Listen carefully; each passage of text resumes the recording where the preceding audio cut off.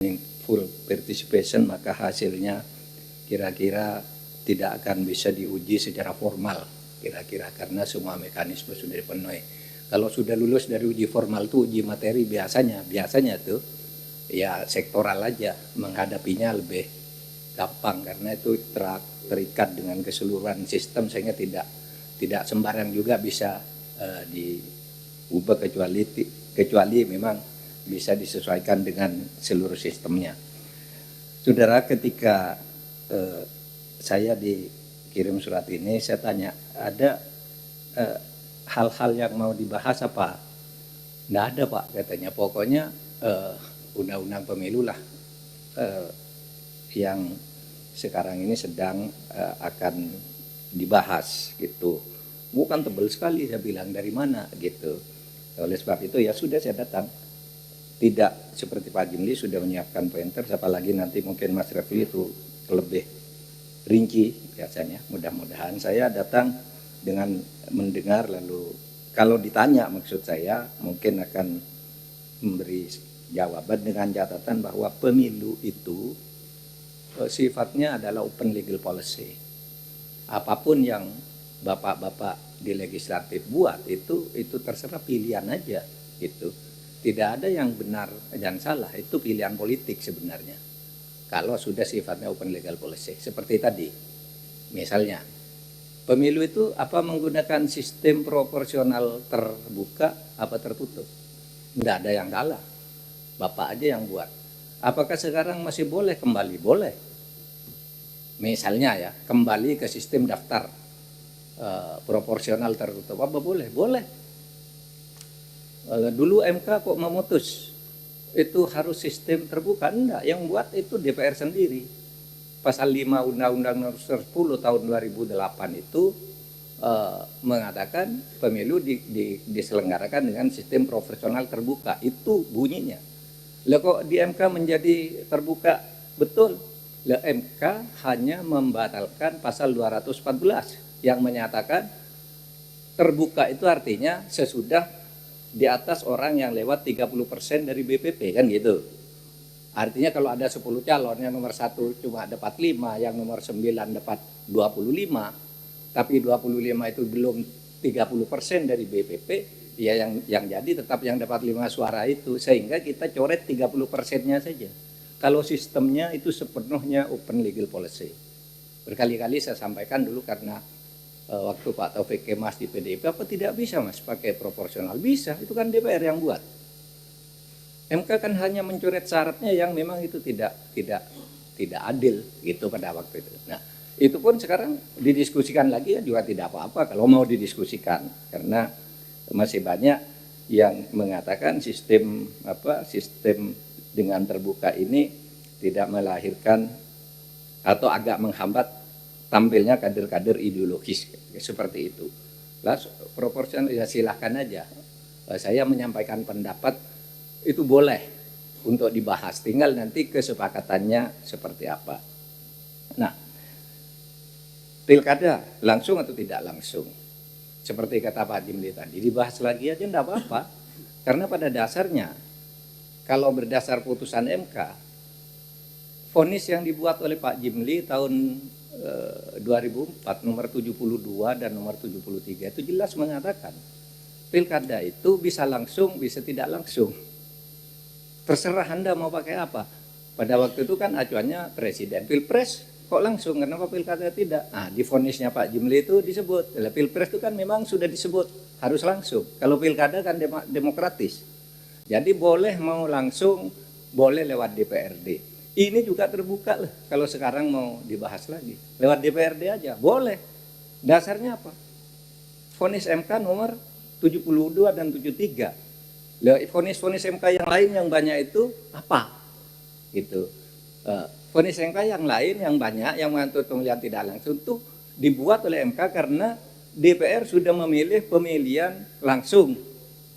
Nah, kalau langsung gini nih caranya kata MK, kan begitu.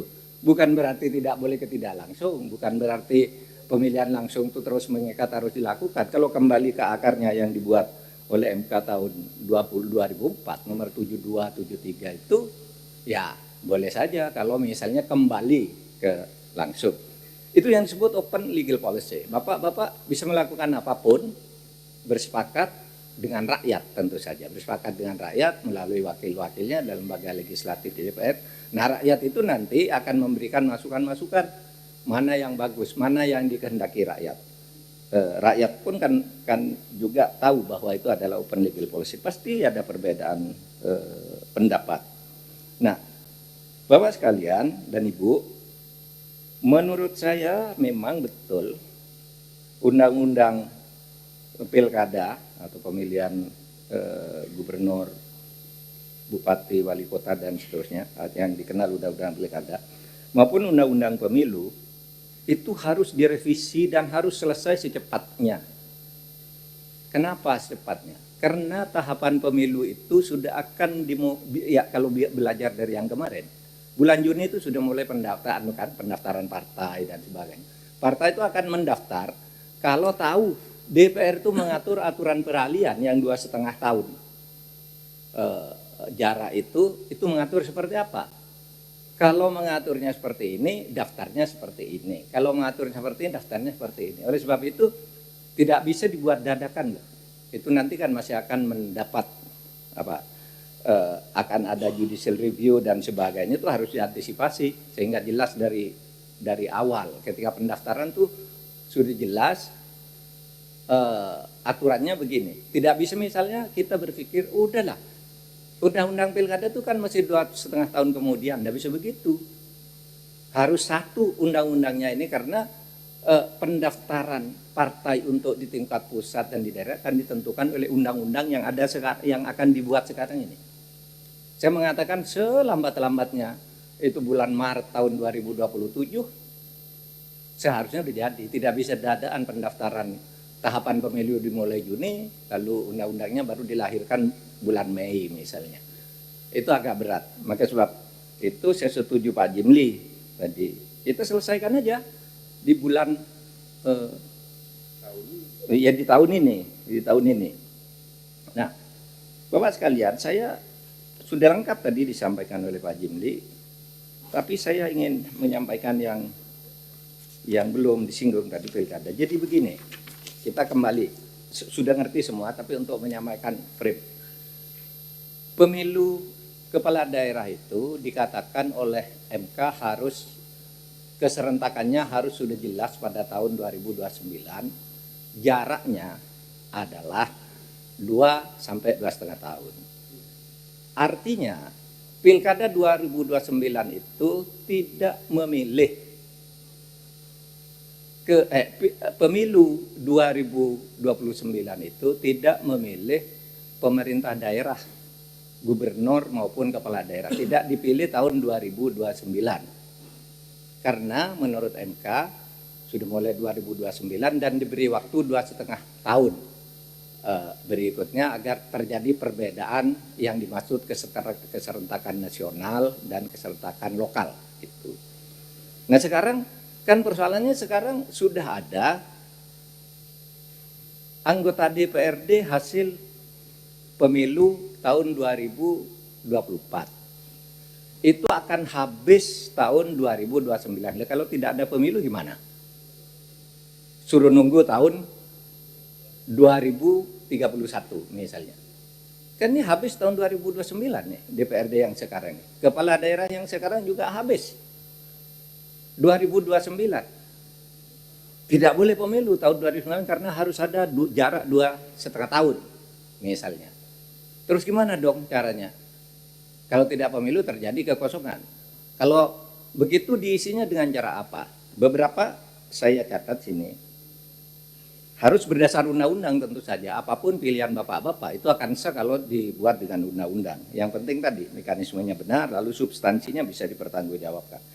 Saya mencatat minimal ada 4. Ya, pertama pengangkatan pejabat ya untuk kepala daerah dan pemilu sela untuk anggota DPRD tahun 2029. Jadi gini, kepala daerahnya itu diangkat, tentu diberi kewenangan oleh undang-undang, DPRD-nya pemilu sela, udah 2,5 tahun aja lah.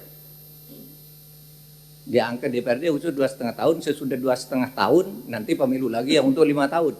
Sehingga keserentakan itu akan ketemu nanti di tahun 2034 akan ketemu serentak itu. Ya, itu bisa. Pak kok begitu? Ya memang gimana? Kan tidak boleh terjadi kekosongan. Gitu. Atau yang kedua, dilakukan perpanjangan masa jabatan kepala daerah dan anggota DPRD sampai pelantikan hasil pemilu lokal 2 atau 2,5 tahun berikutnya. Perpanjangannya semua atas nama undang-undang itu bisa. Kalau undang-undang mengatakan begitu kan pelaksana politik negara yang ditentukan rakyat kan lewat DPR gitu. Jadi perpanjang aja semua, dan tentu tidak mudah karena ini berpotensi menimbulkan gejolak di kalangan parpol, ya kan? Nanti parpol ada, loh, enggak mau dong saya kalau 2,5 tahun, atau kalau diperpanjang semua, loh yang saya sudah antri lama nih kok diperpanjang lagi, saya mau pemilu sekarang, kata yang satunya, kan itu harus pasti akan terjadi nanti di situ. Kemudian yang ketiga, kembali ke pemilihan kepala daerah secara tidak langsung. Lebih praktis tuh. Udah kembali secara tidak langsung. Di mana kepala daerah dipilih DPRD sudah dalam vonis MK itu bahwa pilkada langsung maupun tidak langsung dipilih oleh DPRD, tapi tetap dengan memilih masa peralihan tadi itu mau diapakan yang ada. Alternatif pilihannya bisa kombinatif. Misalnya menggunakan alternatif 3 tapi harus dahului alternatif nomor 1 atau nomor 2 dan seterusnya. Nah, banyak simulasi tentang ini Bapak dan Ibu sekalian, sehingga nanti menurut saya DPR ini akan menjadi hangat dalam wacana ini, dan itu penting menjadi hangat itu, karena kalau sudah selesai, kalau pertarungannya seru dan meaningful participation-nya terpenuhi, saya kira akan sangat bagus. Bapak-bapak dan Ibu sekalian, saya kebetulan sama dengan Pak Jimli tadi jam 4:30 nanti ada tugas ceramah Ramadan, sehingga nanti paling lama jam 4 kami pulang karena jadwal saya untuk ceramah itu sudah lama dijadwal gitu, sehingga saya minta maaf, tapi saya akan ikut sampai selambat-lambatnya jam 4. Terima kasih pimpinan. Assalamualaikum warahmatullahi wabarakatuh. Assalamualaikum warahmatullahi wabarakatuh.